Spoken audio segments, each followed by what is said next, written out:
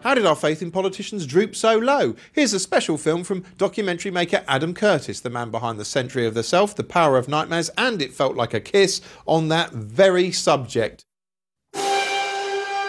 This is a film about how all of us have become Richard Nixon. Just like him, we have all become paranoid weirdos. It's the story of how television and newspapers did this to us, and how it has paralysed the ability of politics to transform the world for the better.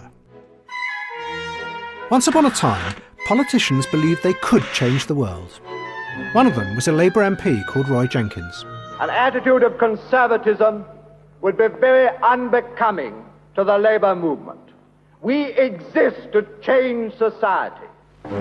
In the 60s, Jenkins radically reformed Britain. He used his power as Home Secretary to help get rid of laws against homosexuality, abortion and divorce, and oversaw the end of the death penalty. The press and much of the public hated it, but he refused to bow down to the pressure because he was an elitist. He knew it was good for them. But then, Richard Nixon came to power in America. He saw himself as an outsider, and he hated elites. He was convinced that many in the East Coast establishment secretly ran America in their own interests.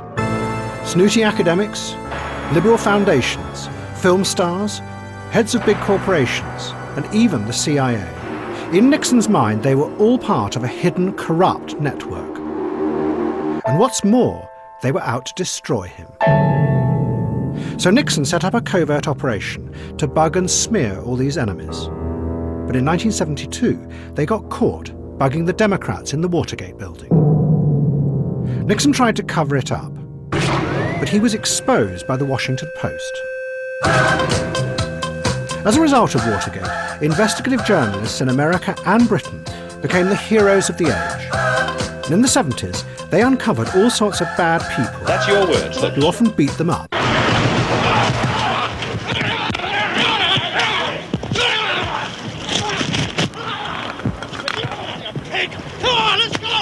But then, the journalists began to uncover the strangest thing. They found corruption in the heart of the elites who ran their country. Politicians and civil servants took bribes. The security services assassinated people illegally.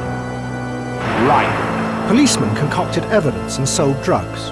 I'm here to look into the disturbing case of Mrs. Joyce Brown. And even senior doctors covered up terrible mistakes.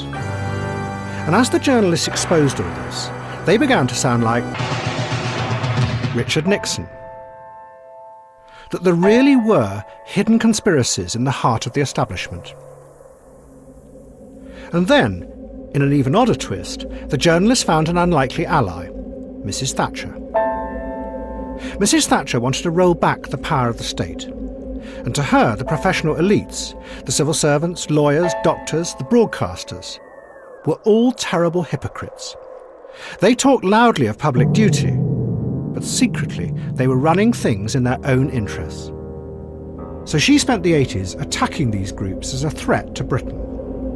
Helped by Rupert Murdoch, who detested elitism in Britain and America.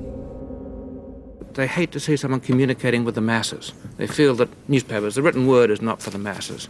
That should be left to television, or perhaps to nobody. But there's a great sort of elitism. But then, in the 1990s, the journalists became even more like Richard Nixon.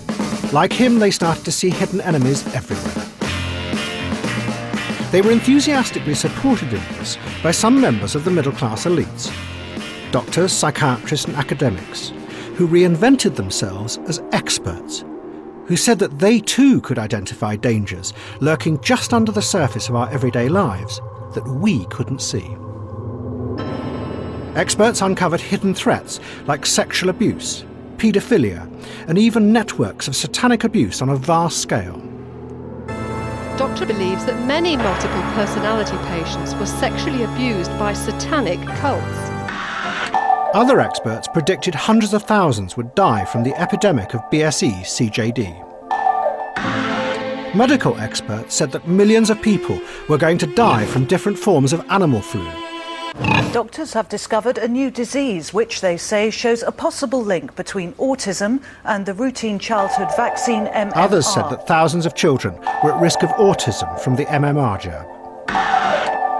Terror experts said there was a global hidden network of sleeper cells that had the power to destroy Western society. And then it got worse. Other experts said you couldn't even trust yourself. Your own body was an enemy. Obesity is now a disease of epidemic proportions. It just makes you paranoid.